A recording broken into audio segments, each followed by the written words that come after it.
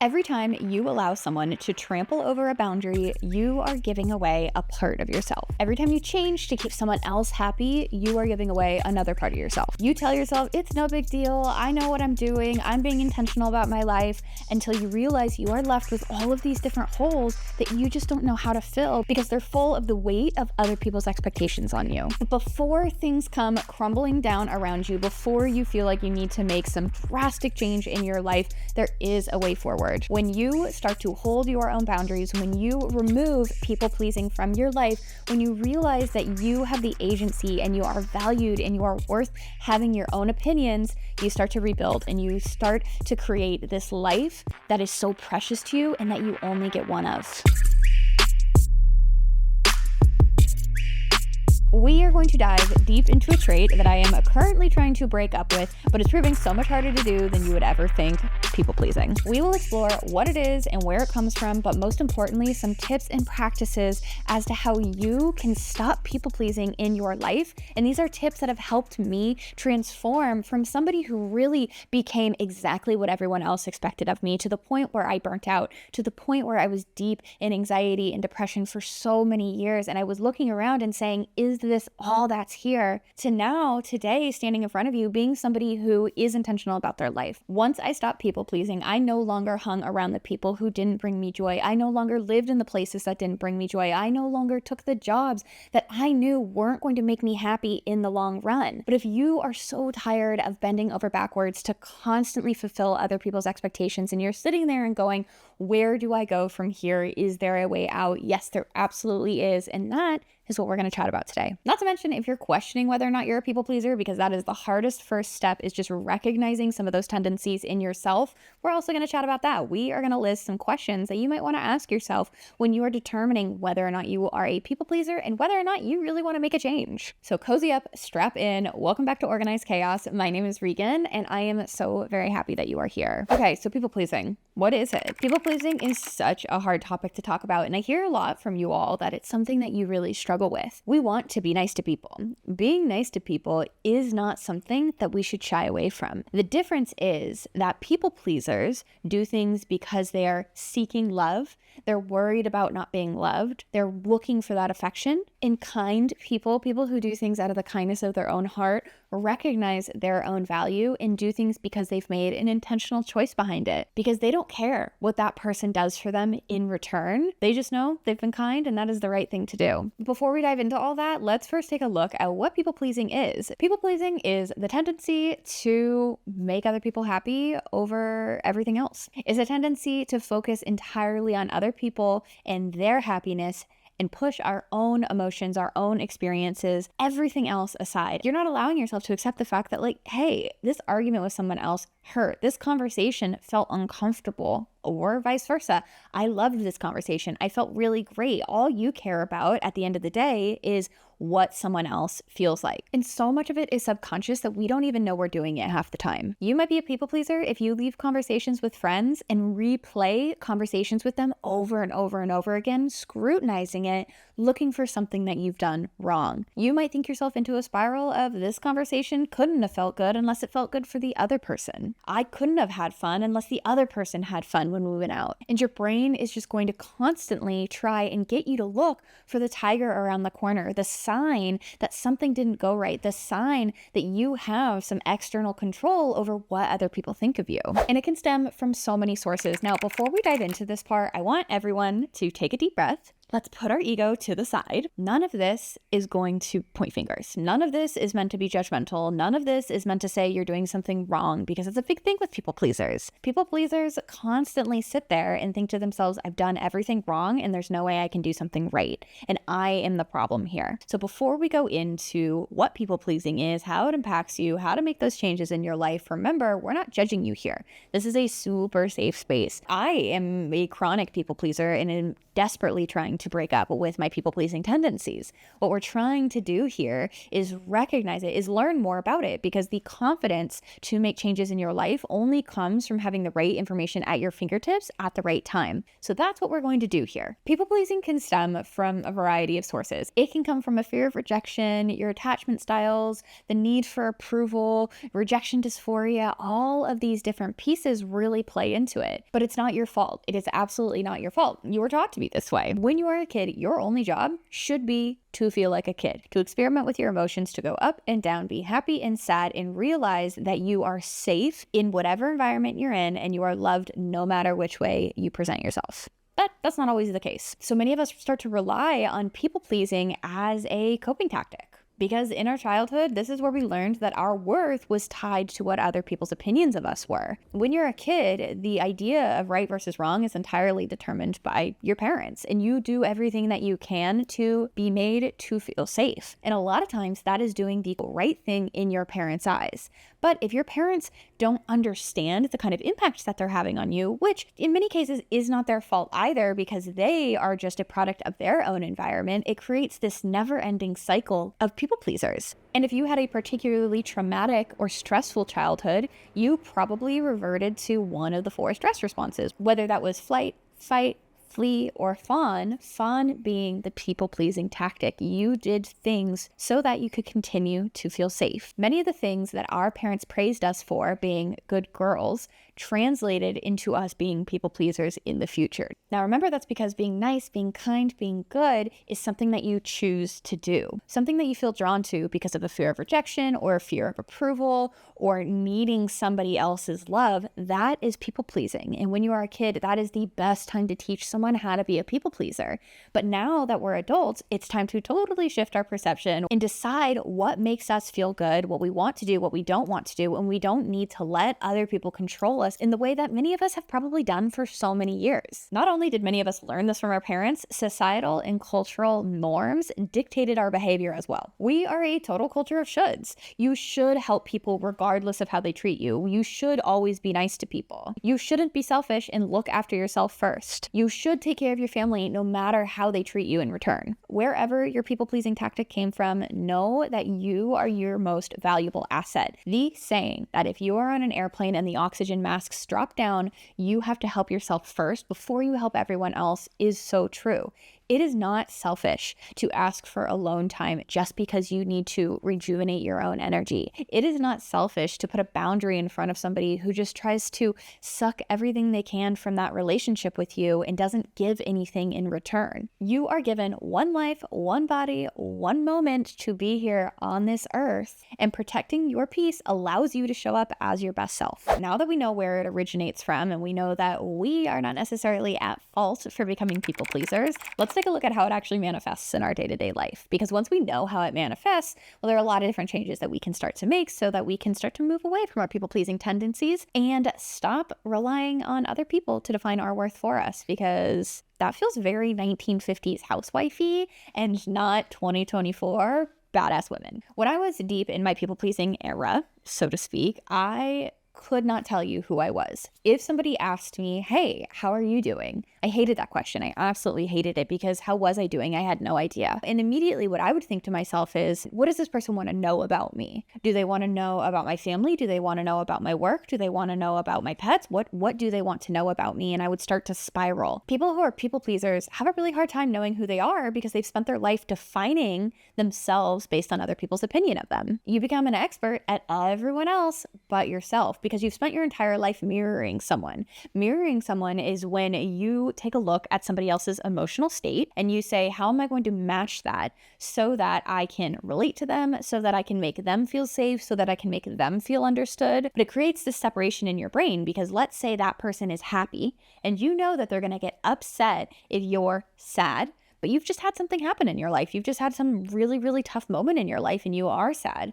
Well, you might end up acting happy in order to help this other person, but then create that separation in your brain. And your brain doesn't like to look inauthentic. If you want to hear more about my opinion on authenticity and why I think it's so freaking important for all of us to get to live this authentic life, make sure you go and jump into the episode that I am going to link in the description box. And it's also right here if you're watching it on YouTube, because it's going to be so incredibly valuable and helpful for you you. And I would love to hear all of your thoughts on authenticity and how you are going to start to show up more authentically in your day-to-day life. Okay, as your brain has that separation, as you start to mirror people, as you start to forget more and more and more about who you are and the value that you bring to this world, we might start to feel some resentment. A really common trait of people pleasers is resentment. I know I felt like this. I would constantly try to do things that made other people happy and then was sad. I mean, it's a natural response. I was sad when other people didn't see all the time and effort and energy I was putting into the relationship. Let's say you're at work and you're a constant people pleaser. This is probably where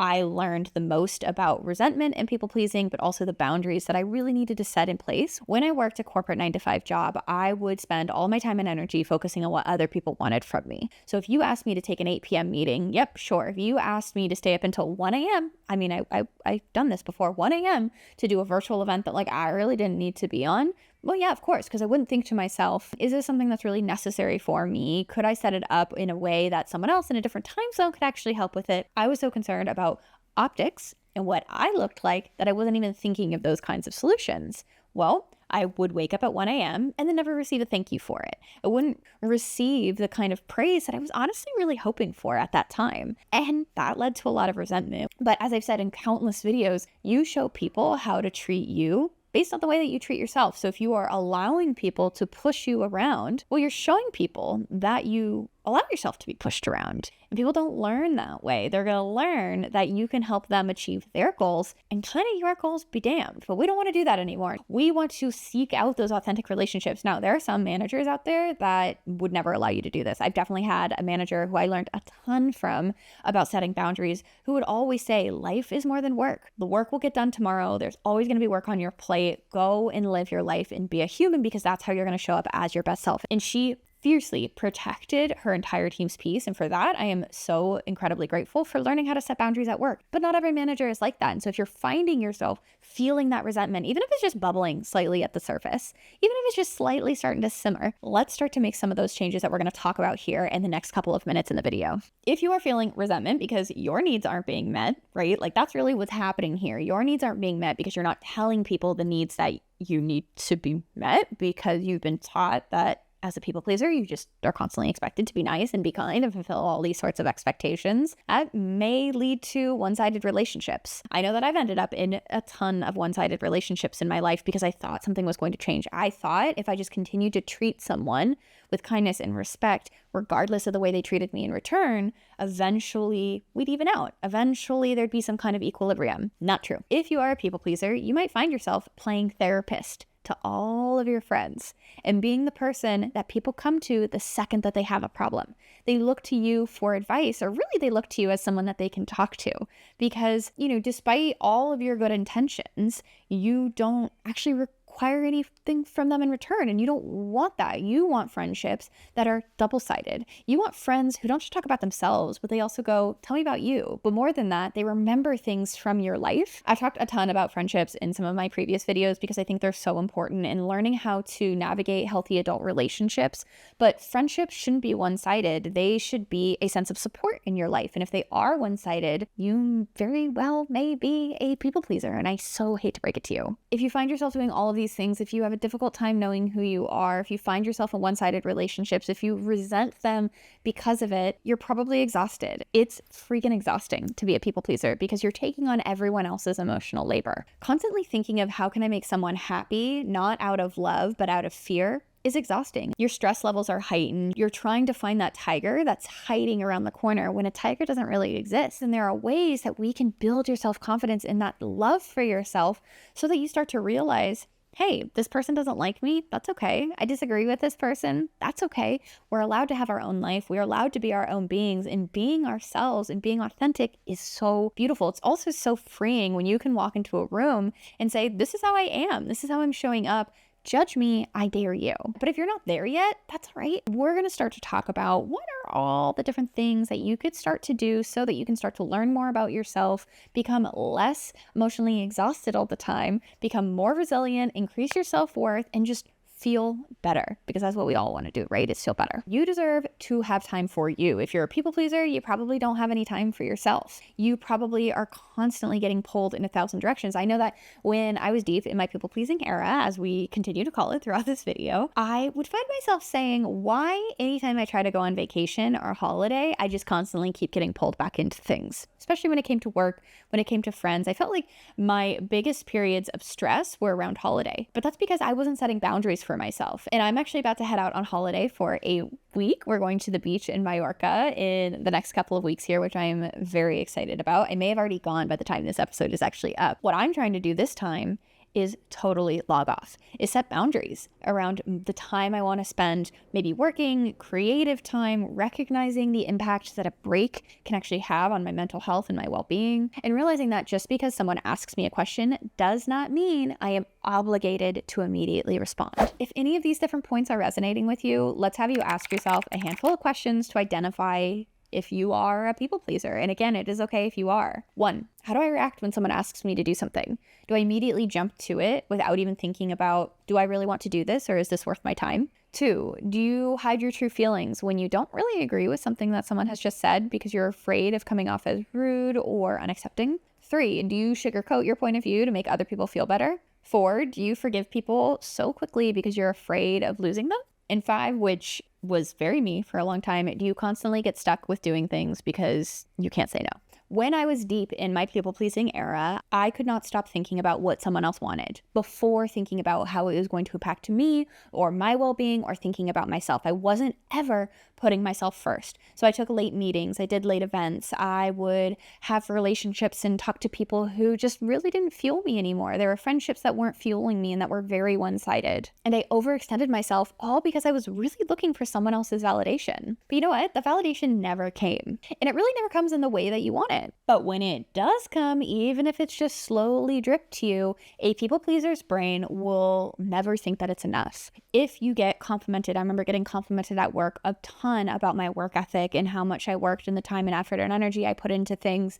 And every single time I would downplay it in my head and I would go, nope, it's not enough. That wasn't the compliment that I wanted. I need to strive for more. And I was addicted to that dopamine hit. In peak people pleasing, I was operating in black or white. I was either working so hard that people loved me, or I wasn't working hard enough and everyone hated me. That's where my brain sat. So if any of those points I mentioned earlier on really resonated with you, here's how you can stop it. The first thing that I did to start to change it was I started small. I started to set goals around how I was going to build in more me time. For me, it takes really thinking and analyzing my life and starting to notice, not making big changes at first, but starting to notice how I react and I respond with no judgment, just curiosity of, how am I people pleasing? What am I doing when somebody asks me, hey, Regan, can you take this on for me? When I get a phone call from a family member, when I get a text message from somebody, am I jumping to it right away to go and respond to it? Or am I sitting there and saying, hey, actually, I don't need to go and do this right now. I'm focused on this task. It's okay if I don't respond in 5 minutes. I'll give him a call when I can give him a call.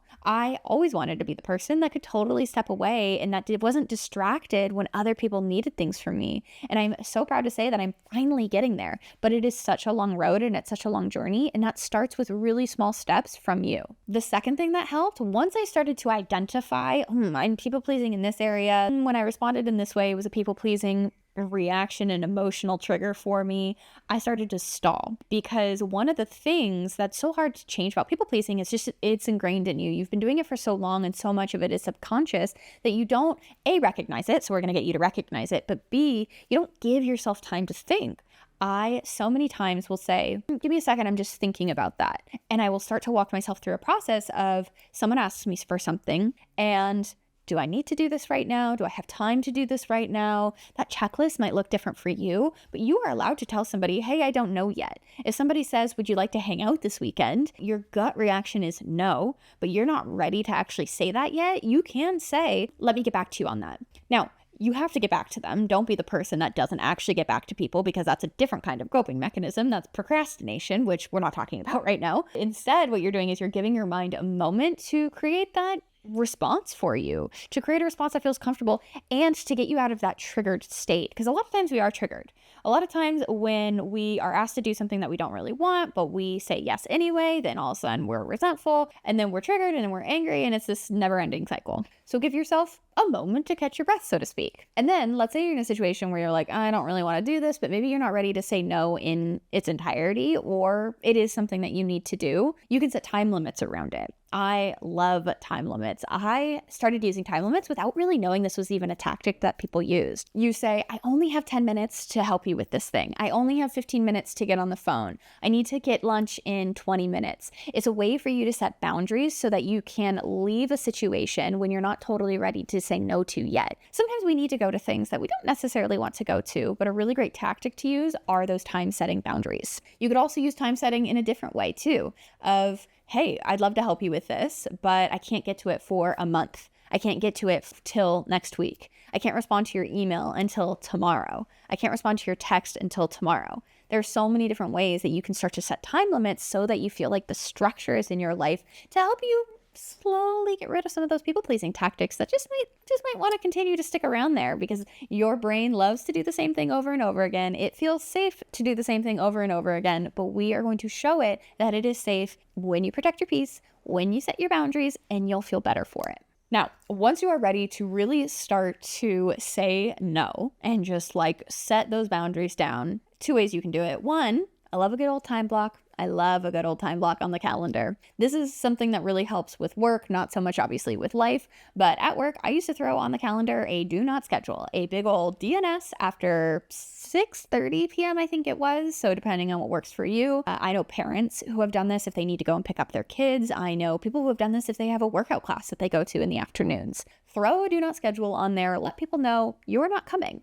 Do not schedule a meeting with me at this time because I will not be able to make it. I do the same thing for lunch. I throw an hour on there for lunch every single day. I don't always take an hour. Sometimes you need to do personal work during that time, but you're setting yourself that boundary and that schedule so that you give yourself the opportunity and your day is not just totally being taken by someone else's desires for you. And then you can start practicing saying no. And this is another one of the big hurdles that you are going to jump through. But as I've said in countless other videos before, if you need to say no, you can practice it.